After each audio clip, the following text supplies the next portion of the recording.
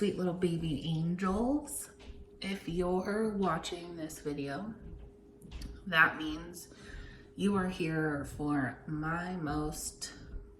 probably my most vulnerable video, because I've never, ever, aside from maybe 4 people, told anybody my weight.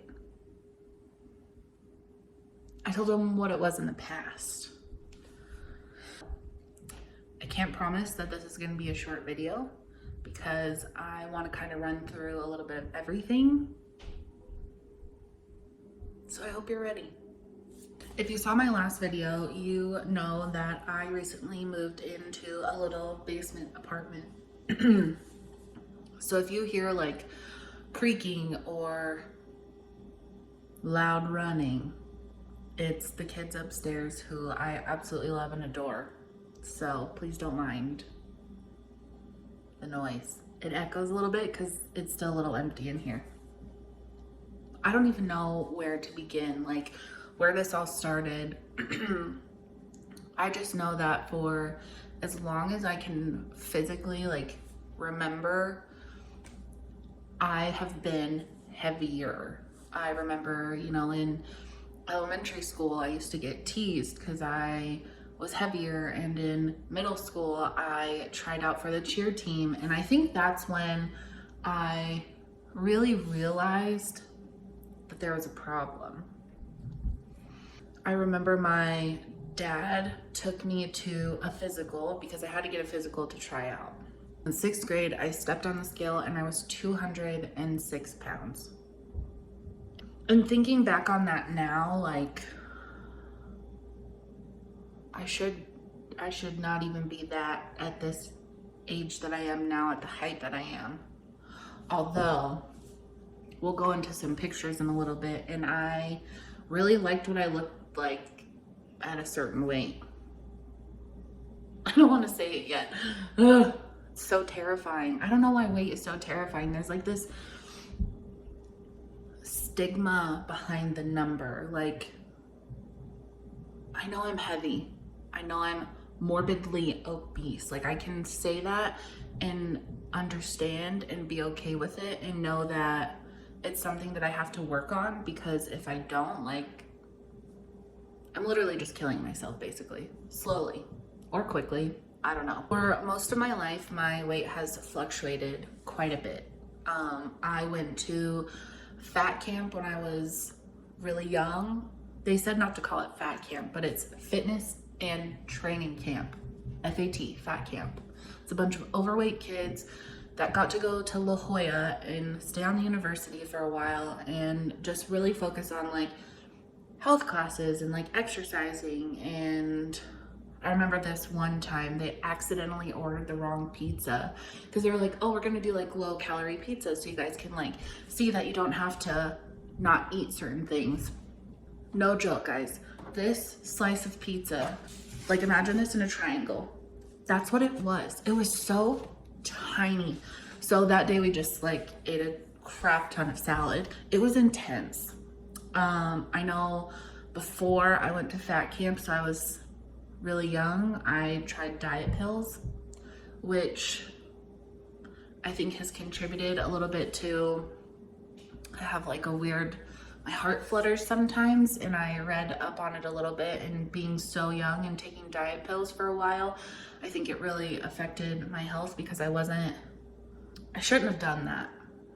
I got a little bit older and I worked out a lot. I fluctuated with trainers and I went to a CrossFit gym, and that's probably when I felt the best. Like, I don't know how I found Luke. I think I posted it on Facebook one day, and I was like, hey, I'm looking for a personal trainer. I really want to do something different. And his family members suggested him as a personal trainer. So I messaged him and I was like, hey, I'm really interested on some one-on-one training. I knew the first day that I went in and I worked out with him that I was hooked. Like, I just loved him. He was great. He made me feel confident. I felt strong. I lost 60 pounds in a couple months. Like, I felt amazing. And then being in my stupid cycles, I fell off. And I've done that a lot. I've lost 60, fell off, lost 40, fell off. I remember when I went to fat camp, I was 292 pounds. And I don't even think I was 16 yet. I don't know that I was driving. I definitely wasn't driving. I think I was younger than 16. Maybe I was driving. I don't know, somewhere around there. And I was 292 pounds. When I came back, I was 240. So I lost a really good chunk of weight there. A few years after fat camp, I decided that my only option was to do a weight loss surgery. So I did the sleeve, which means basically they go in and they take out part of your stomach and they leave like a banana shape in size. That was rough too. I did that surgery. I lost a really good amount of weight. I think I lost 100 pounds, which is crazy to me. So when I got the weight loss surgery, I was 397 pounds, I believe, 397. And I lost 100 pounds. So I was back to what I started at fat camp when I was 16. After losing weight from my weight loss surgery, that weight loss time period was probably the most detrimental for me. I was treated so differently. And what I mean by treated differently was, so usually being at the weight that I am now, when I go places, I'll see like guys run up to the door for a girl and open it for them. Granted, she's thinner, whatever. Could it be a coincidence? Yeah. Is it? No, I'm gonna say no. No, it's not. I don't think so. When I would go up, guys would wait for me to open the door. And that bothered me. But it was normal to me then. So then I lose 100 pounds. I look so different, like so different. I'll put a picture in right here. And this is when I was my lowest after the weight loss surgery. I was 275, 280 pounds in these pictures. I don't look like it, but I'm dense. But I looked good. So I noticed when I dropped down to that weight, guys would open doors for me. I'd get more attention. I was just treated different. Guys wanted to like date me, be in a relationship, instead of me being like a fat secret that they were ashamed of. And it really like hurt me, like my heart, because I feel like I'm so kind and I'm so non-judgmental and I love everybody for who they are. For me to be the same person, and the guys from high school that told me, oh my God, you'd be the perfect girlfriend if you weren't fat, to then be like messaging me and being like, hey, you look really good, are you single? Bro, I'm the same person, just heavier. I've never understood it. I've never understood it. Same person. Same person you loved in high school, the funny fat friend. Like, what am I when I lose weight? Who am I? I'm gonna be Haley. I lose my identity that I've had my entire life. I've never just been, oh, this is my friend Haley. No, I'm the girl in the friend group that is the funny fat friend that all the guys secretly like, but never want to admit because they're ashamed or it's embarrassing or whatever it is, or they don't understand why they're attracted. Like, what people don't understand, which I can't expect anybody to understand this, is if I could just find somebody who loved me for me right now, I would change in a heartbeat. Not for them, for me. I would be able to let go, to know that, okay, you know what? They love me when nobody else wanted to. They thought I was beautiful when I thought I was at my least attractive. Like, loved me when I felt like I was unworthy, I didn't deserve it, when I had trouble going upstairs, when it was hard to put on socks and shoes, when my legs would fall asleep when I would sit down because they're uneven for my weight, when my shirts were tight and I loved crop tops even though I had a belly. Like, I can't wait for that anymore. I spent a long time waiting and hoping that someone would understand and would see and would love no matter what. And that hasn't come. And here I am, 27, unhappy, unhealthy, struggling to walk around a freaking zoo up hills because I let myself get this way. I don't drink, I don't do drugs, I don't gamble, I emotional eat, I binge eat. It's something I've been doing since I was little. I remember vividly one time when I was little, my mom bought Pop-Tarts, or my dad bought Pop-Tarts, and there was like one packet left, and he went to work.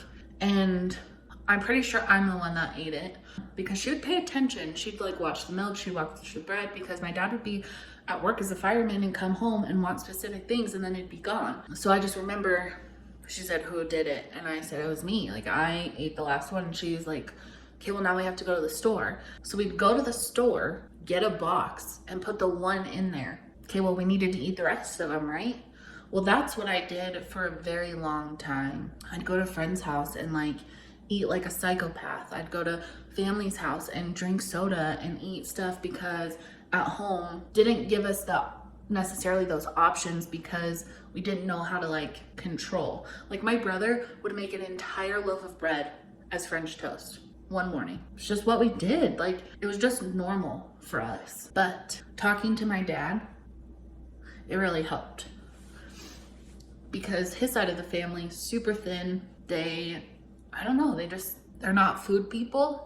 He just never understood. He was like, "Why can't you just control yourself? Why can't you just not eat this? Like, why do you even like eating?" It's a great question, Robert. It's a great freaking question. I have no idea. And trust me, if I could choose to be anything else over this, I would.